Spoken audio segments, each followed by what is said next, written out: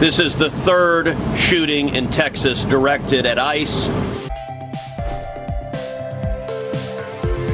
And of course, there was this shooting now at the Dallas ICE facility. Here's Ted Cruz on that. This needs to stop. Violence is wrong. Politically motivated violence is wrong. It was 2 weeks ago today that we saw a political assassination in Utah that tore the heart out of much of this country. This is the third shooting in Texas directed at ICE or CBP. This must stop. To every politician who is using rhetoric demonizing ICE and demonizing CBP, stop. To every politician demanding that ICE agents be doxxed and calling for people to go after their families, stop. This has very real consequences. Look, in America, we disagree. That's fine. That's the democratic process. But your political opponents are not Nazis. We need to learn to work together without demonizing each other, without attacking each other. Well, of course, that hits the right tone and everything else. As it relates to Gavin Newsom, we mentioned a moment ago, he was on that Colbert appearance. He also said, if you're black and brown, you should fear ICE. They're just grabbing people and everything. We all know the rhetoric. We all know the rhetoric at this point. Sage, I just don't see them turning around. I know you're the half. I'm also half full usually. My glass is half full.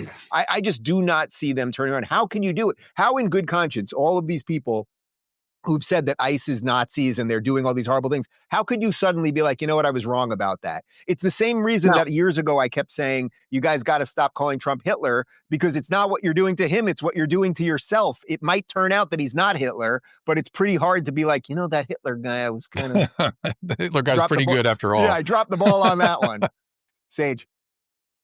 Yeah, I sometimes I feel like I contradict myself because I'm like, no, we can do this and we can be positive. But that's why we do this show, because we're working it out in real time. That's the point. I know, honestly. I think that they have been very successful with their messaging, unfortunately. And as we saw in Dallas this week, it has gone to levels that honestly, any of us never thought that we would get to this point.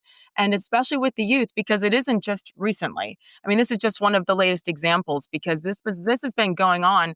I mean, I go back honestly to that COVID year in 2020 when so much of the country was completely shut down and all these kids had was their phones and their tablets, and TikTok and these platforms did a beautiful job. They took full advantage and completely indoctrinated these children. And that is also the only news source. I mean, Dave, I've talked to you about my kids and the text messages I got from them, even after Charlie Kirk. I mean, the news is coming from TikTok. And I'm like, okay, guys, let's discuss this and let's show you another place to get it. But if that's all they're receiving, then we absolutely are in trouble, because that is as malicious and dark and evil as it gets, and we're seeing it unfortunately now play out in real life. So what are we going to call that, Dr. Drew? I talked to a Rasmussen pollster yesterday, and he said right now the biggest radicalizing influence is not the traditional social media platforms, it's Reddit.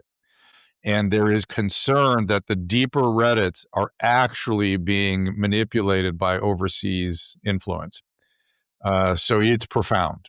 And it's unregulated, and we don't know it's happening, and it is bad.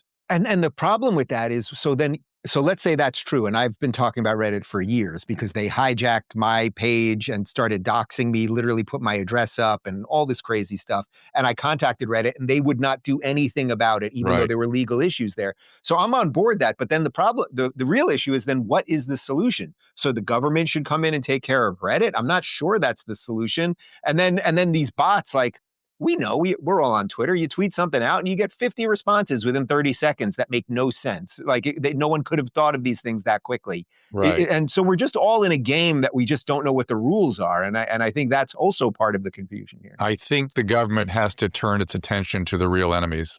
They've got to unravel it. And I think they're doing it. I think they are. When you say real enemies, because I have a large group of enemies. When you really get down to it, you find CCP under a lot of it. Even if it's through Russia, or Ukraine, it's still CCP and we have to. They have agents. They have people doing this stuff. We have to unravel all of that.